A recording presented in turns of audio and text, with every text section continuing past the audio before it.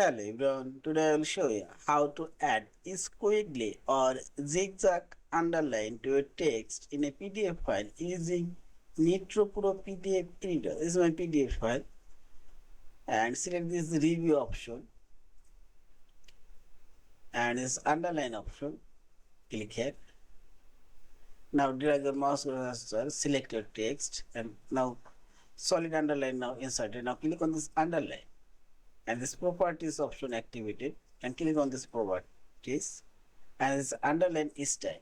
Select here is quickly underline and see this, and here you can change your underline color if you want and see this.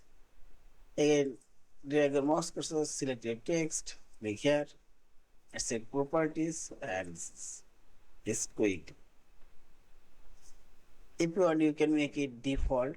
Select your color and underline and make it as default.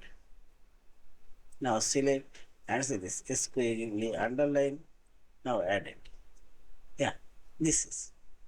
And finally say this file option, save or save as a PDF file. Thank you for watching. Please subscribe, like, share and comments.